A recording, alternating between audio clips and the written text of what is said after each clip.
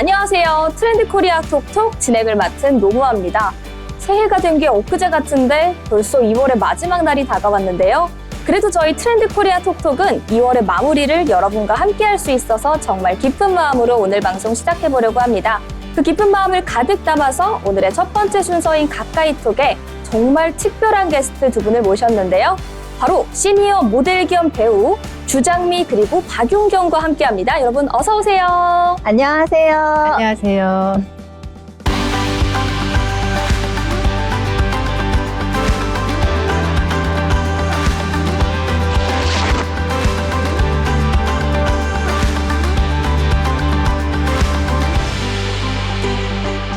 네, 이렇게 게스트들이 환하게 스튜디오를 밝혀주시니까 정말 미모에 몸둘 바를 모르겠는데요. 여러분 간단히 자기소개 들어보도록 하겠습니다. 먼저 주장미 모델의 소개부터 들어볼게요.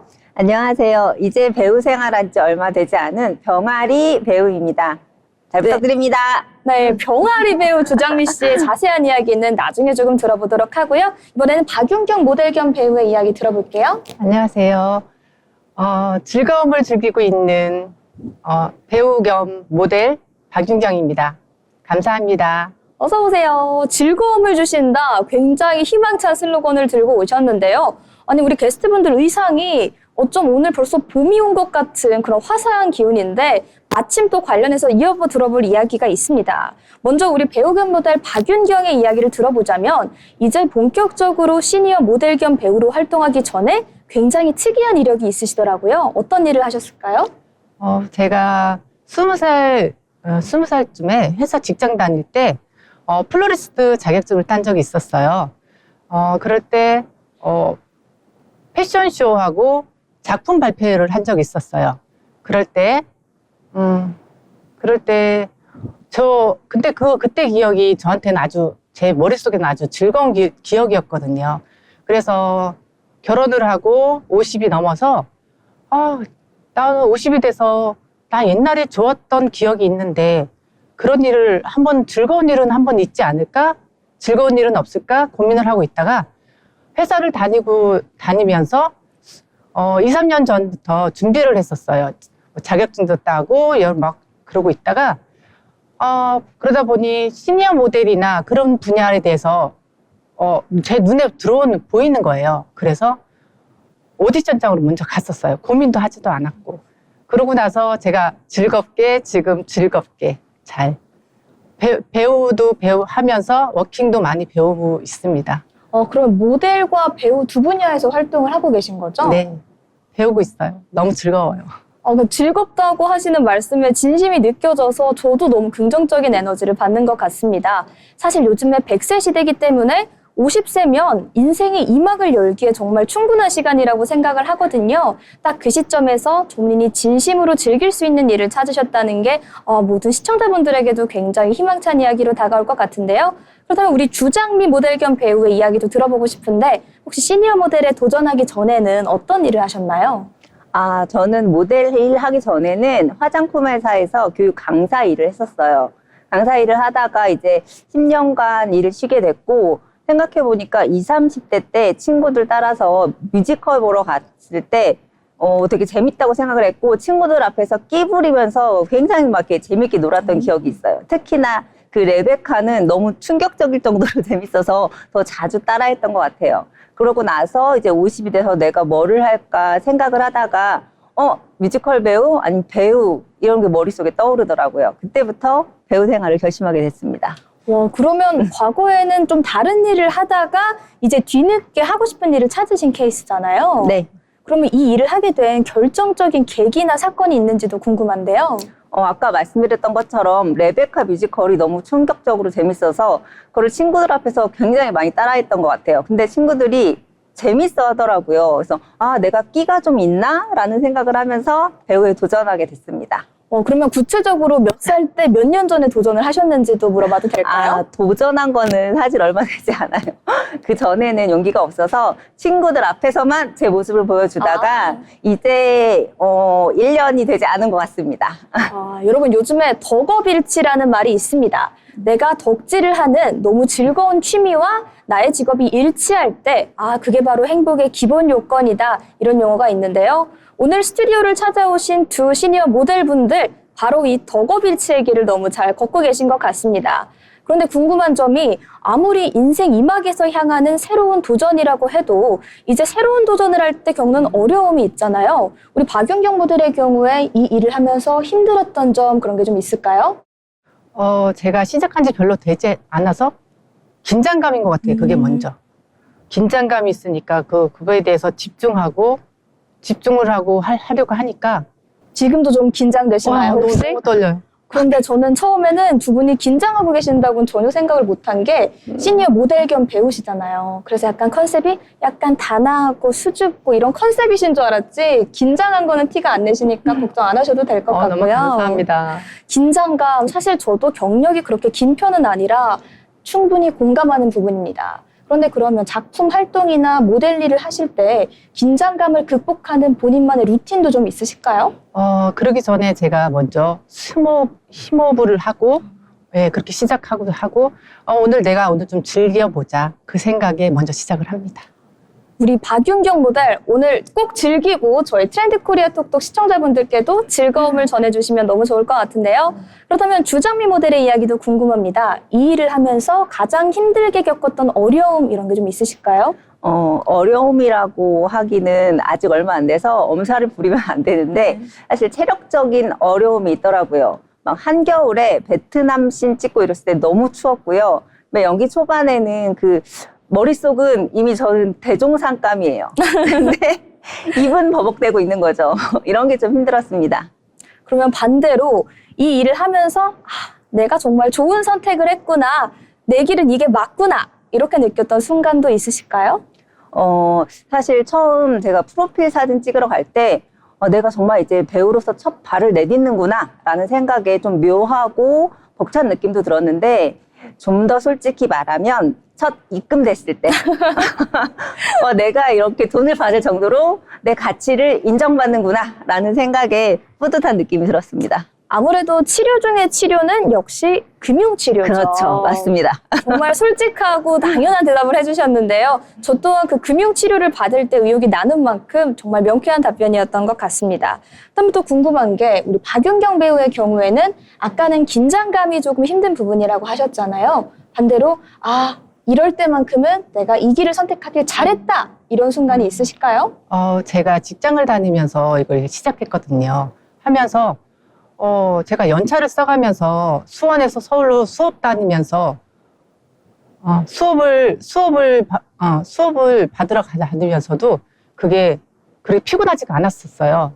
왜냐면 저희 즐거웠기 때문에 정말 저도 신기할 정도로 그게 신기하더라고요. 저기 피곤하지도 않고. 그리고 그렇게 했던 게 그러면서도 제가 꾸밈이나 그런 게 미용이나 그런 거 전혀 저에 대해서 관리를 전혀를 안 했었어요. 근데 지금 제가 스스로를 꾸미고 저를 사랑하게 되는 게 그거에 대해서 너무 감사하게 생각하고 있어요. 나 자신을 가꾸고 나 자신에 대해서 알아가는 것 자체만으로 사실 삶의 큰 활력소가 되잖아요. 네. 이런 스스로의 모습을 보면서 이 길을 선택하길 잘했다. 역시 용기 있는 자에게 그런 기쁨이 따라오는구나 이런 뿌듯함이 있으셨을 것 같습니다. 그렇다면 이제 스스로를 가꾸고 그렇게 매력 포인트를 찾는 일에 요즘 골똘히 고심하신다 들었는데 여기서 우리 시청자 여러분들께 박윤경 배우 겸 모델의 매력 한 가지만 공개한다면 뭐가 있을까요?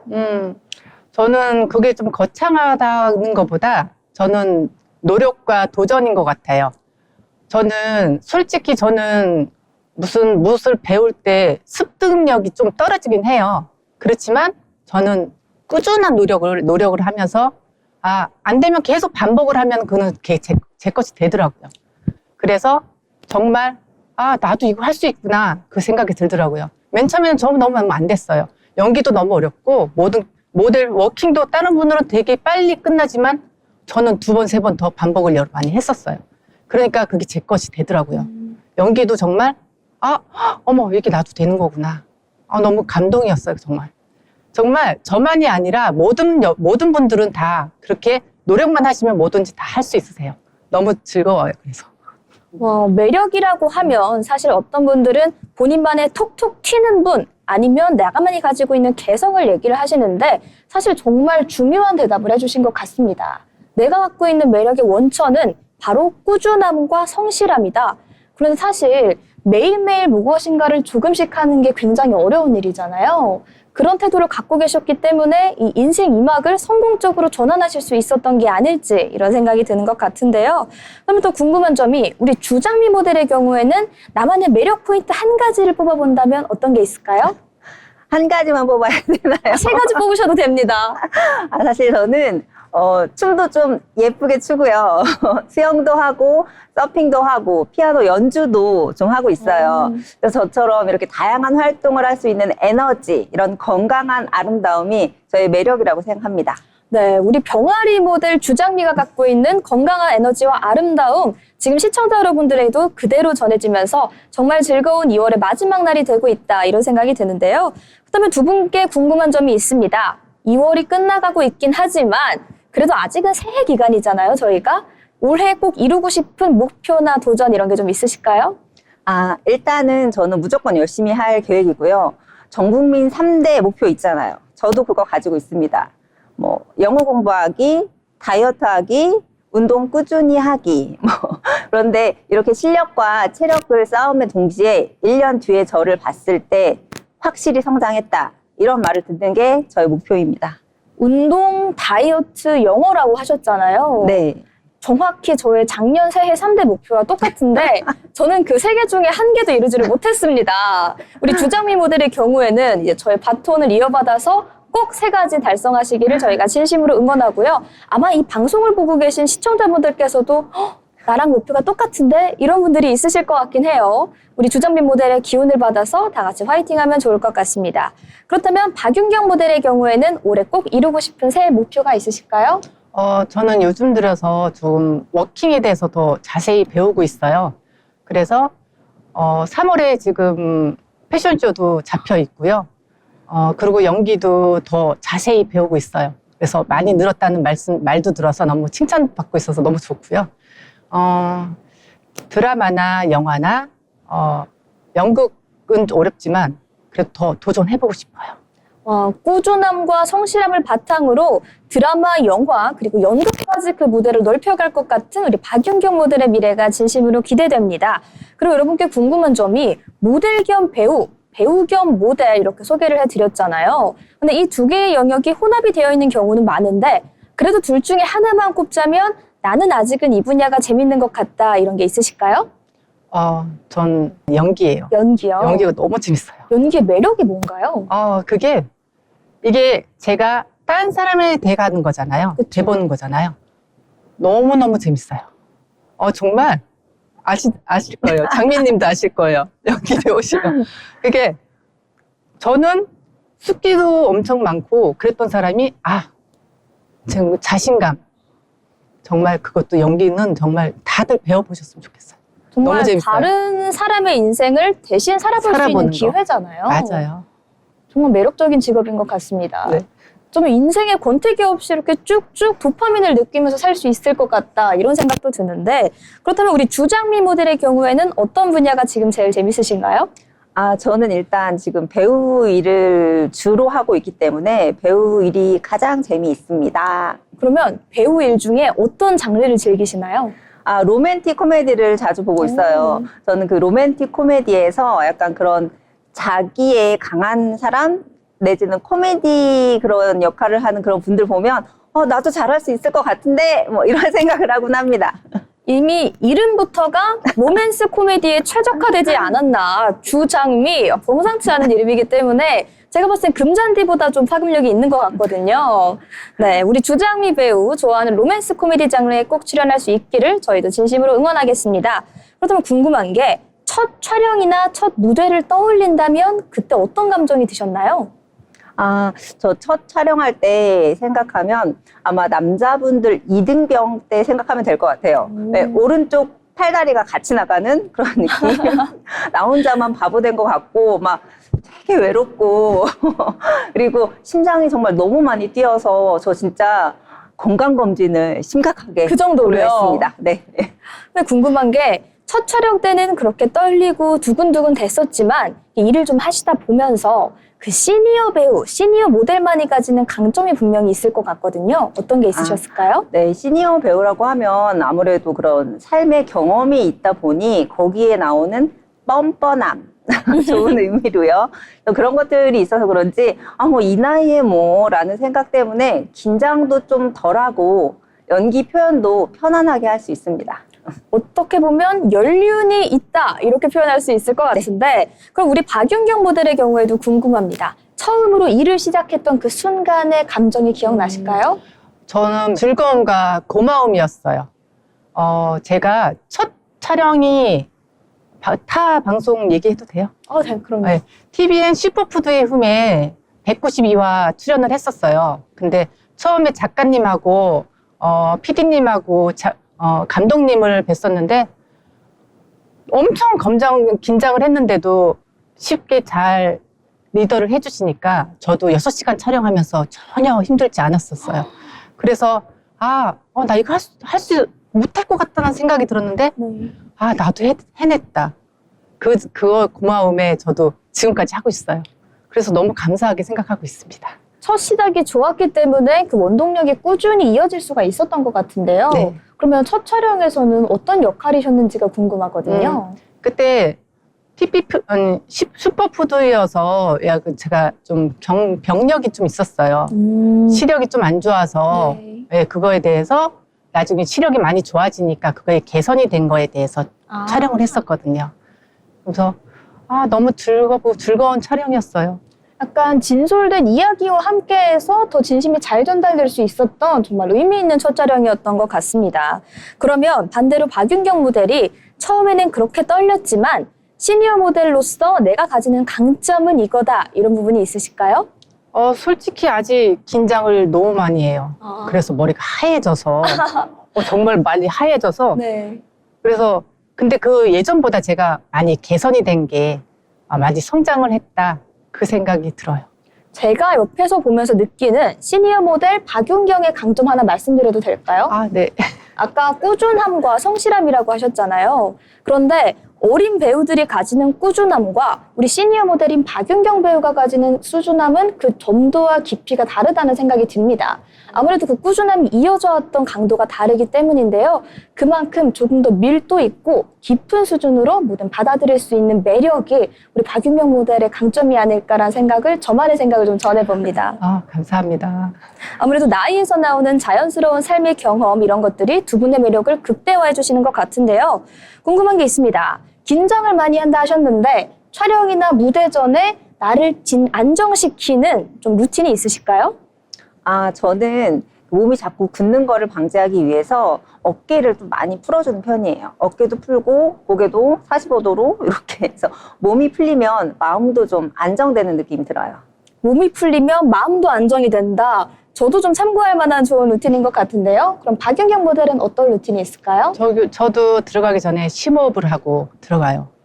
아까 말씀드렸지만 오늘도 즐기자 그 생각에 시작합니다.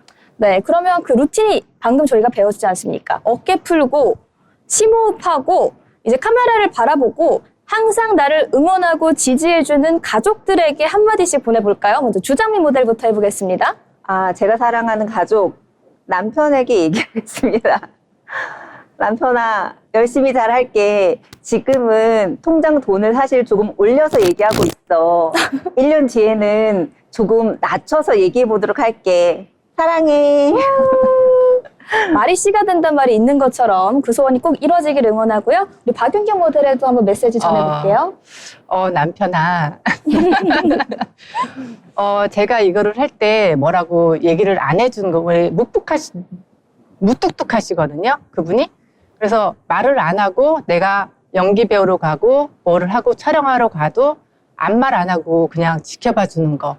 그거에 고마움을 느끼고 있어요, 제가. 그 묵묵한 응원이 큰 힘이 되죠. 네, 정말요. 방금 진심이 이 방송을 보고 계실 남편분께 꼭 전달이 됐으면 좋겠습니다. 네, 여러분 이렇게 오늘은 게스트분들의 미모로 스튜디오를 환하게 밝혀주셨는데요. 오늘의 가까이톡 이렇게 시니어 모델 주장미, 박윤경과 함께했습니다. 여러분 너무 고생하셨고요. 지금까지 가까이톡이었습니다. 감사합니다. 감사합니다.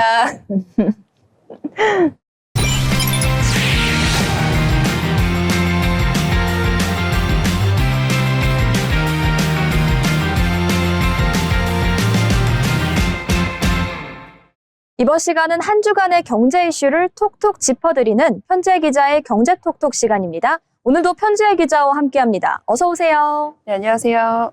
네, 첫 번째 톡톡부터 살펴보도록 할 텐데요. 은퇴가 끝이 아닌 또 다른 시작이 되고 있습니다. 소규령 사회 100세 시대를 맞아 5, 60대가 주택관리사와 전기기사 등 관련 자격증 시험에 대거 몰리고 있는 상황인데요. 이는 단순한 유행이 아닌 노동시장의 구조적인 변화라는 분석 이어지고 있습니다. 이렇게 주목을 받고 있는 이유는 바로 소득 공백기였습니다. 기대 수명은 늘었지만 실제 퇴직 시점은 50세 전후로 빨라졌기 때문인데요. 이후 30년 이상을 스스로 책임져야 하는 구조가 되면서 중장년층의 국가기술 자격 응시가 급증하고 있습니다. 한국산업인력공단 통계에 따르면 50세 이상 국가기술 자격 응시자는 2015년 약 15만 명에서 2024년 약 42만 명으로 9년 만에 3배 가까이 이상 급증했습니다.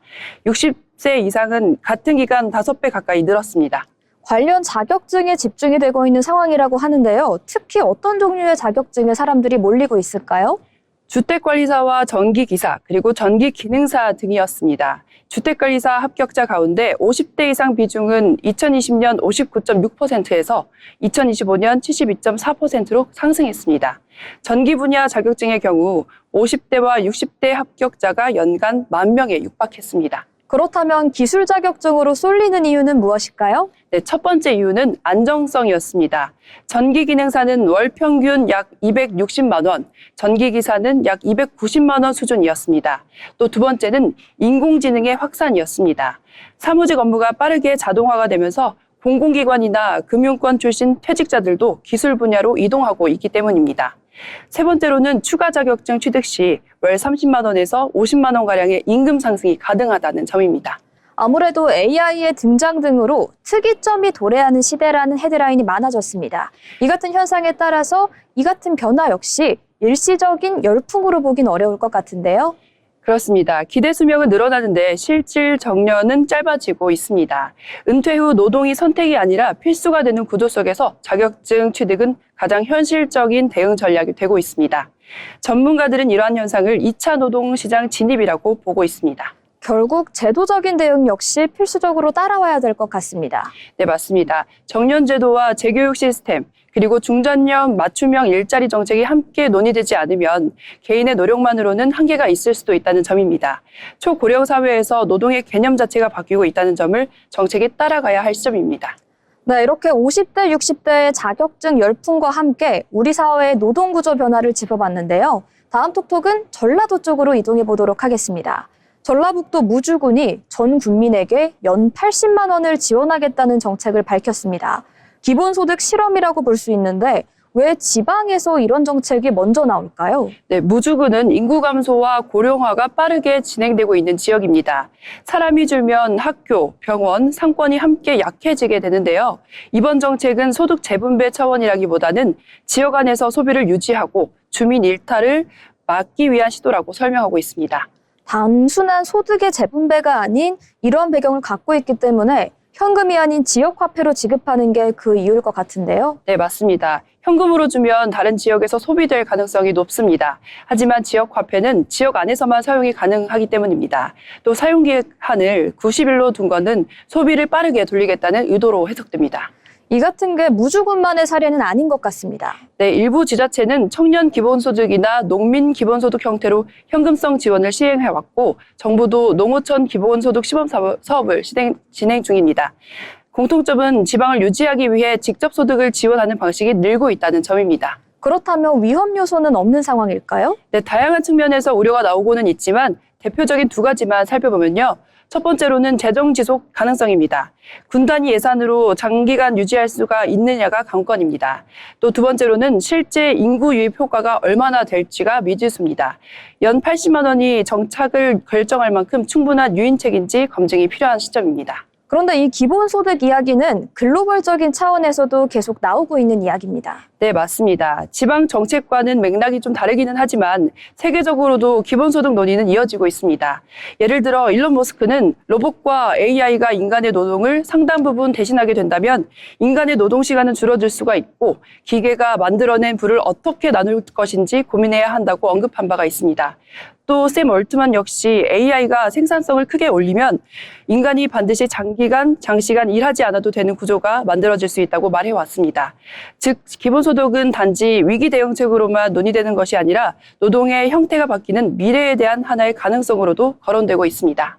네, AI가 도래하는 이 특이점의 시대, 단순한 유토피아가 아니라 디스토피아로 변질될 수 있다는 우려도 더해지고 있는 시점인데요. 결국 지방에서는 생존의 문제로, 글로벌 차원에서는 노동구조 변화의 문제로 이 같은 차원을 직면하고 있는 것 같습니다. 네, 다만 현실 정책은 재정과 효과를 냉정하게 따져야 합니다. 정리하면 무주군 사례는 지방이 선택한 실험이고 세계적으로는 노동구조 변화 속에서 기본소득이 하나의 논의 주제로 남아있는 상황입니다. 아직 정답은 없지만 분명한 건 다양한 형태의 현금성 지원 정책이 계속 등장하고 있다는 겁니다. 네, 이렇게 기본소득을 둘러싼 지방의 실험, 그리고 글로벌 논의까지 함께 짚어봤는데요. 이제 두쫑쿠 열풍에 대해서도 논해봐야 될 것 같습니다. 두쫑쿠는 가고 이제는 봄동 비빔밥입니다. 최근 SNS를 중심으로 제철 채소인 봄동이 젊은 층 사이에서 큰 인기를 끌고 있는데요. 전통시장까지 이 발걸음이 이어지고 있다고 합니다. 먹거리 유행이 이렇게 빠르게 바뀌는 이유 무엇일까요? 네, 바로 이 알고리즘이 소비를 만들고 또 그 플랫폼 시장 역시 커지고 있기 때문입니다.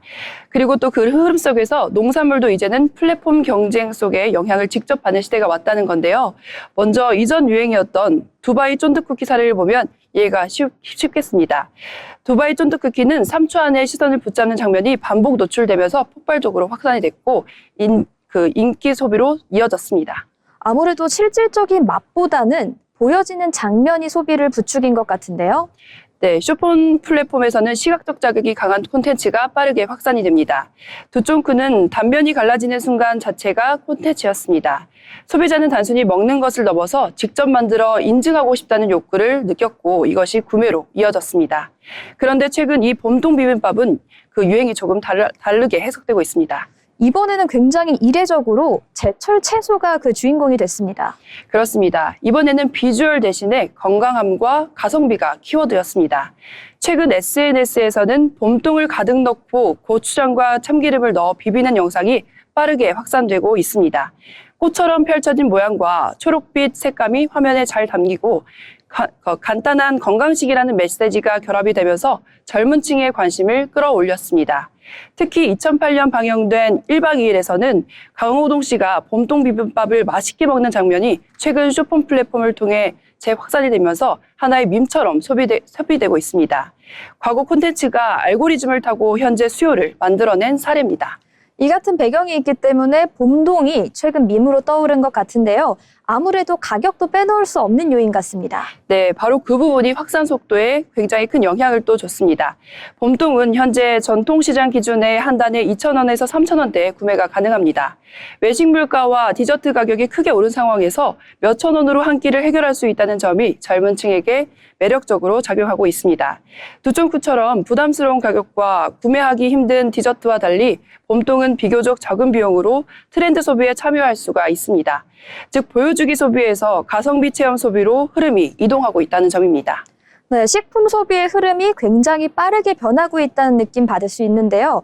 이렇듯 흐름이 지역 농가에도 기회가 될 수 있을 것 같습니다. 네, 충분히 기회가 될 수 있습니다. 제철 농산물이 콘텐츠를 만나면 단순 판매를 넘어 브랜드 자산으로 확산이 될 수가 있습니다.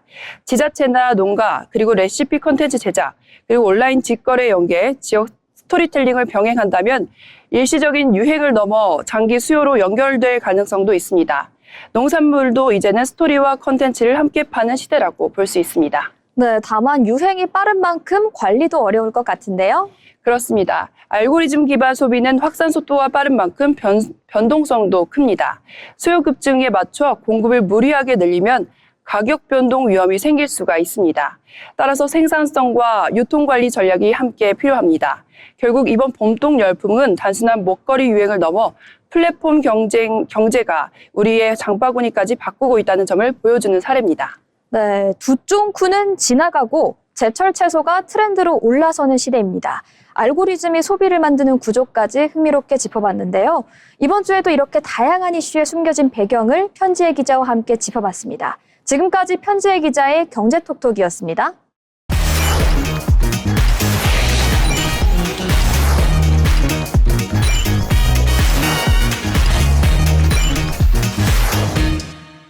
이번 시간은 대한민국의 부동산 흐름을 짚어보는 마켓 트렌드 시간입니다. 오늘도 문민지 아나운서와 함께합니다. 어서 오세요. 네, 안녕하세요.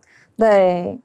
최근 부동산 뉴스에서 가장 많이 등장하는 키워드가 거래량 증가입니다.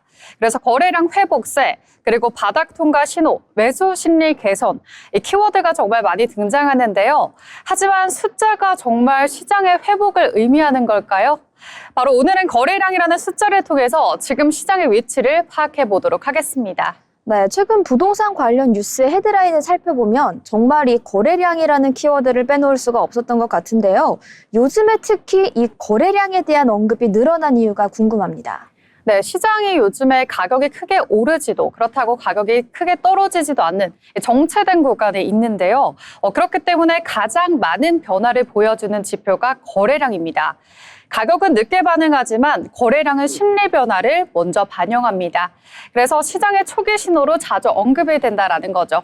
네, 그렇다면 지금 시장의 가장 큰 특징은 무엇일까요? 지금은 가격 경쟁이 아니라 심리 전환의 구간입니다. 금리 인하 기대가 생기면서 관망하던 수요 일부가 움직이기 시작했다라는 거죠. 다만 아직 확신 단계는 아니고요. 그래서 가격은 크게 웃돌지도 않고 거래량만 먼저 반응하는 모습이 나타나고 있습니다. 최근 이렇게 거래량에 대한 언급이 늘어난 이유에는 이런 배경이 있었던 것 같은데요. 그렇다면 우리가 거래량을 논할 때 항상 빠질 수 없는 키워드가 한 가지 더 있습니다. 바로 금리 이야기인데요. 네, 현재 시장의 변수라고 한다면 금리가 되겠습니다. 금리 인하 기대감이 커질수록 지금의 저점이 아닐까 이런 생각들 많이들 하시죠. 하지만 이 기대감이 실제 계약으로 이어지면서 이제 거래량이 늘어나게 되는 구조다라는 거죠. 그래서 기대와 현실 사이에는 반드시 시간차가 있다라고 보시면 되겠습니다. 네, 그런데 거래량이 늘었다고 해도 모든 지역에서 이런 현상이 나타나는 건 아닌 것 같은데요. 네, 맞습니다. 최근 거래 증가 흐름은요, 서울의 핵심지, 수도권 일부 역세권 중심으로 나타나고 있습니다. 반면 외곽이나 공급이 많은 지역은요, 여전히 조용한 경우가 많습니다. 그래서 거래량 증가라는 표현을 들으면 어디에서? 라는 질문이 먼저 반응하게 되는 거죠. 거래량과 그 위치를 연결짓는 부분이 굉장히 중요한 것 같은데요. 그렇다면 이러한 키워드가 혹시 전세 시장과도 관련이 있을까요? 네, 매우 밀접하다라고 보실 수가 있겠습니다. 최근에 전세 가격이 일부 지역에 반등이 나와주면서 차라리 매수하자라는 수요가 증가하고 있습니다. 전세가 안정되면 매수는 줄어들고 있고요. 전세가 오르면 매수 전환이 늘어납니다. 그래서 거래량은 이런 구조적 움직임을 반영한다라고 보실 수가 있겠죠. 아무래도 이 거시적인 구조와 거래량이라는 수치를 같이 확인해야 될 필요가 있는 것 같은데요. 그렇다면 정책의 변화 역시 이 같은 상황의 변수로 작용할 것 같습니다.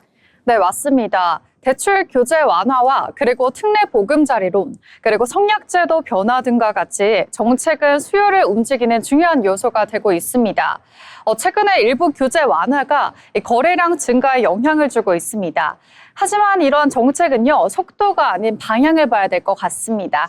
그렇다면 이 부동산 시장의 진짜 회복 신호는 언제라고 봐야 될까요? 네, 거래량이 늘어나면서 점진적으로 가격이 상승할 때 그때를 노리셔야 될 것 같습니다. 이 두 가지가 함께 움직이면요, 단기 반등이 아닌 구조적으로 회복이 될 가능성이 높습니다. 지금은 아직 거래량이 먼저 반응하는 초기 단계에 가깝다라고 볼 수가 있겠습니다. 네, 이렇게 진짜로 시장이 회복하는 시작의 타이밍까지 살펴봤는데요. 그렇다면 이 부동산 시장의 실거주자는 어떻게 판단하면 좋을까요? 네, 실거주자는 지금 타이밍보다 구조가 더 중요하다라고 보실 수가 있겠습니다. 거래량 증가 뉴스에 우리가 흔들리기보다는 내 대출의 부담이라든지 향후 금리의 변화, 거주 기간을 먼저 점검하는 게 좋겠습니다. 시장의 흐름은 참고하고 이 결정은 개인 조건에서 나온다라고 보실 수가 있겠습니다. 네, 이렇게 거래량과 정책적인 변화의 타이밍, 그리고 실질적으로 시장이 회복되는 타이밍까지 살펴봤는데요. 그렇다면 투자자의 경우에는 어떤 부분을 체크하면 좋을지 궁금해집니다. 투자자라면 거래량의 지속성을 보셔야 될 것 같습니다. 일시적인 증가인지, 그리고 몇 달간 이어지는 흐름인지, 그리고 공급의 일정과 입주 물량, 그리고 금리 방향을 함께 봐야 합니다. 거래량은 단독 지표가 아닌 조합 지표로 보는 것이 좋겠습니다. 그렇다면 문민지 아나운서는 지금 시장이 어디쯤 와 있다고 보시나요? 네, 저는 지금 확신 전의 단계다라고 보고 있습니다. 바닥의 공포는 지나갔지만 상승 확신은 아니다. 그 전 단계다라고 보고 있는데요. 거래량이 조금씩 살아나고 있는 탐색 구간이다라고 보실 수가 있겠습니다. 이 시기에는 과대한 비관도 그리고 과도한 낙관도 하지 않는 게 좋고요. 이런 것들은 모두 위험한 판단이다라고 보실 수가 있겠습니다. 네, 오늘은 이렇게 부동산 시장의 뉴스의 헤드라인 핵심을 차지하는 키워드 거래량에 대해서 심도 있게 알아봤는데요. 오늘의 내용 한 문장으로 정리해보자면 어떻게 될까요? 거래량은요, 결과적인 지표가 아닌 심리 변화의 신호다라고 말씀을 드릴 수가 있겠습니다. 지금은 회복의 출발선일 수 있겠지만 확신의 종착지는 아닙니다. 네, 오늘 이 이야기를 살펴보니까 거래량이라는 세 글자를 보는 시선이 좀 달라진 것 같은데요. 네, 맞습니다. 이 거래량은 분명 중요한 지표임에는 틀림이 없을 것 같습니다. 하지만 그 숫자 하나로 시장 전체를 판단하기에는 부족하다라고 보실 수가 있겠죠. 그래서 지금처럼 금리, 정책, 그리고 전세 흐름이 복합적으로 얽혀 있는 시기에는 숫자를 결론이 아닌 출발점으로 받아들이는 태도가 중요합니다. 그래서 거래량이 늘어났다라는 뉴스에 조급해지기보다는 그 숫자가 나온 배경과 내가 함께 점검하는 것, 그것이 지금 시장에서 가장 할 수 있는 현실적인 대응인 것 같습니다. 네, 오늘은 문민지 아나운서와 함께 부동산 시장에서 거래량이 의미하는 바를 한번 찬찬히 짚어봤는데요. 거래량은 시장의 심리를 보여주는 지표지만 이 결정을 대신해주는 답은 아니라는 점 오늘 확실히 기억해 두시면 좋을 것 같습니다. 오늘 이렇게 다음 시간에도 여러분의 판단에 도움이 되는 마켓 트렌드 이슈로 살펴보도록 하겠습니다. 지금까지 부동산 이슈를 살펴보는 마켓 트렌드였습니다.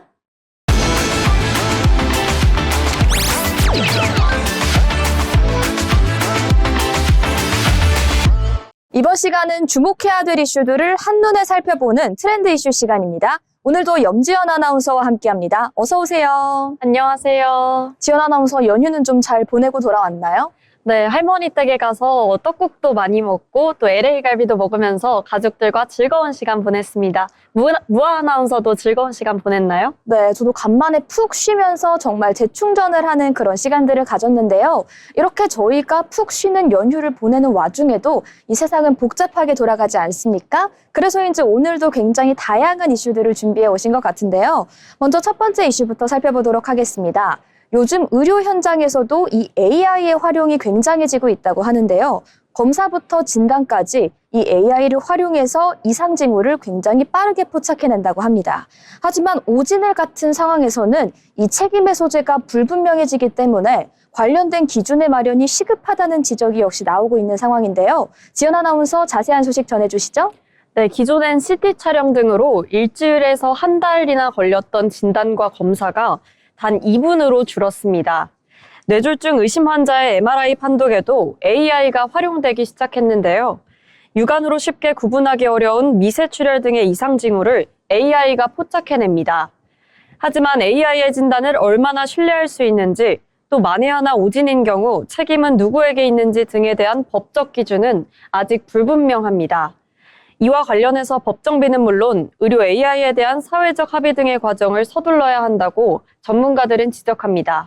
네, 이렇게 의료 현장에서의 AI 활용이 빠르게 확산되고 있긴 하지만 책임과 신뢰의 기준에 대한 것은 여전히 숙제로 남아있는 상황인데요.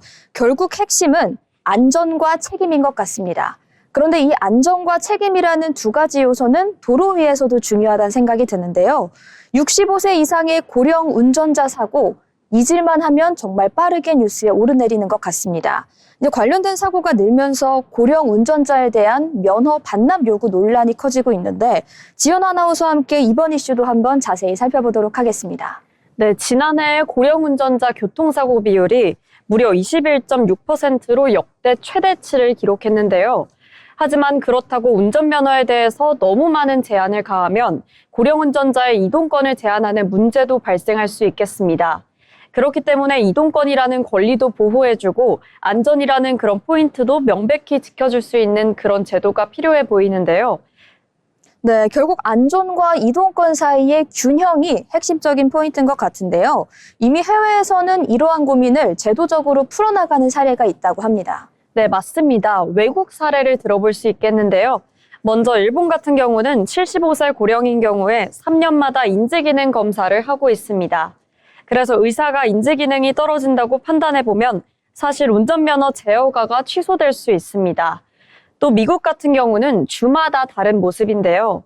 일리노이주의 경우에 75세 이상 고령의 실제 주행 능력 시험을 테스트해보고요. 이 시험을 통과해야만 계속 운전면허를 유지할 수 있게 됩니다. 네, 이제 운전 능력 역시 신체의 기능과도 밀접한 관련이 있는 부분인데요. 그런데 일상 속의 작은 습관이 우리의 몸, 그리고 우리의 습관을 서서히 망가뜨리고 있다는 사실 여러분 아셨나요? 하루 종일 스마트폰을 놓지 못하는 모습이 오늘날 대부분 현대인들의 실상인데 이러한 자세 때문에 나이에 상관없이 유난히 고생하는 신체 부위가 있다고 합니다. 지연 아나운서 어딜까요? 네, 바로 목입니다. 국민건강보험공단 자료를 보면 2016년 90만 명 수준이던 목 디스크 환자는 2024년 96만여 명으로 늘었습니다. 특히 근육과 인대 기능이 약해진 70대와 80대 목 디스크 환자의 증가율이 다른 연령대와 비교했을 때 가장 높았습니다. 목 디스크 예방을 위해선 바른 자세가 가장 중요하겠는데요. 스마트폰을 사용할 땐 가급적 눈높이에 맞추고 틈틈이 걷기와 스트레칭을 해주는 게 중요하겠습니다. 잠을 잘 때 목에 무리를 덜 주는 낮은 베개를 사용하는 것도 또 하나의 방법이 되겠습니다. 네, 스마트폰을 내려놓는 그 잠깐의 여유가 건강한 목을 지키는 첫걸음이 될 수 있다고 합니다.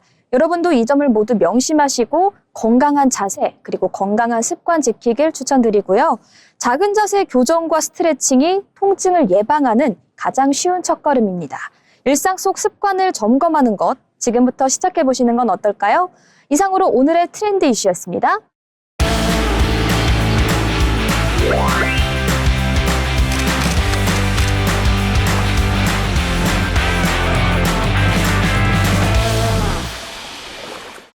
이번 시간은 전국의 축제와 맛집 전시 그리고 핫플레이스를 소개해드리는 어디 갈까 시간입니다. 오늘도 전승현 아나운서와 함께합니다. 어서 오세요. 안녕하세요. 승현 아나운서, 오늘은 또 어디로 떠나볼까요? 네, 2월이 지나가고 3월이 다가오는데요. 3월의 시작과 함께 우리는 한 날을 떠올리게 됩니다.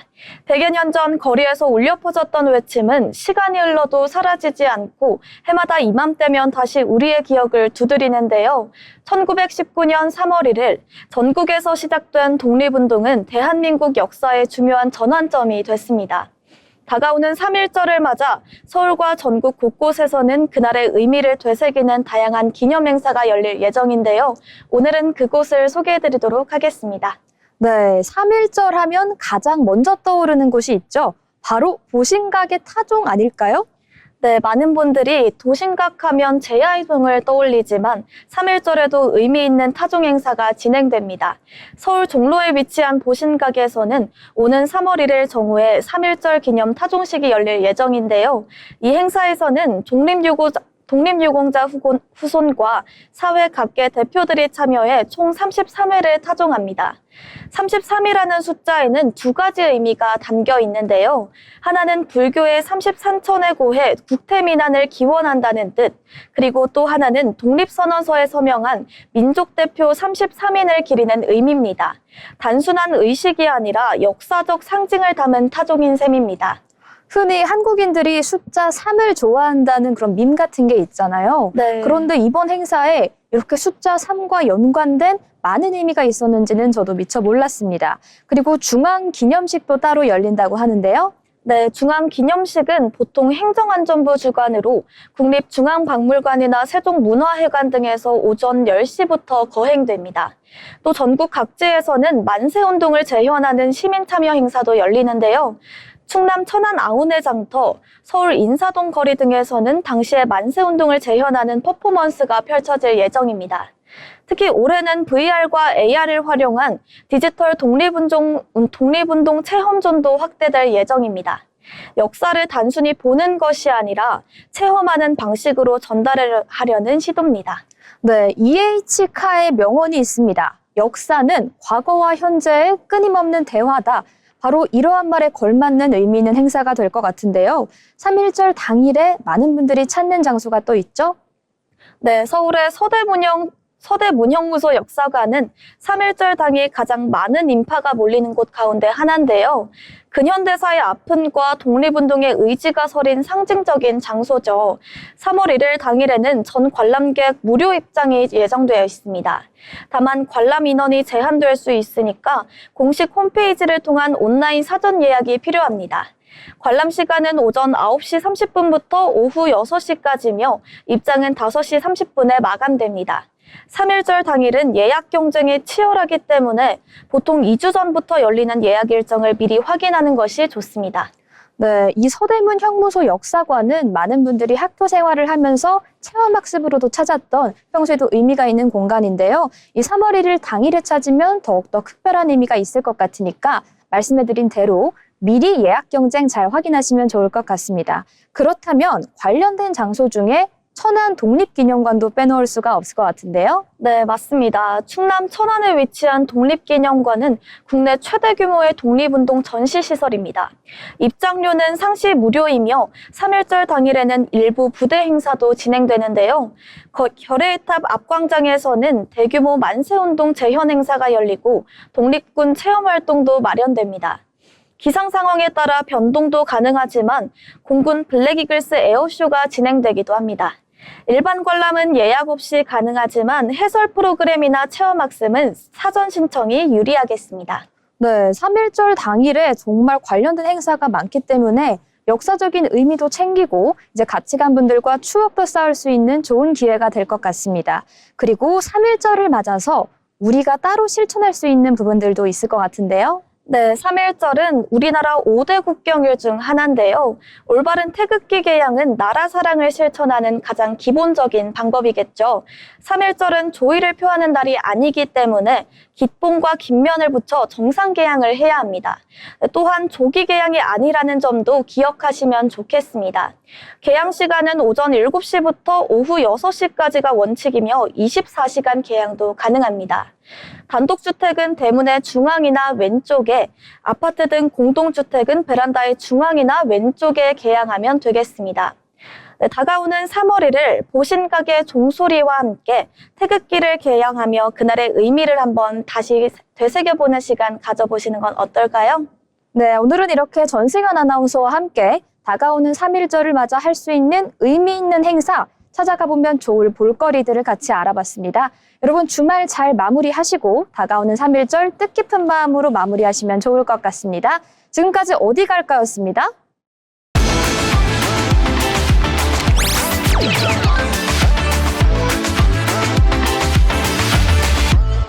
네, 여러분 이렇게 긴 연휴를 마치고 오랜만에 다시 인사를 드렸는데요.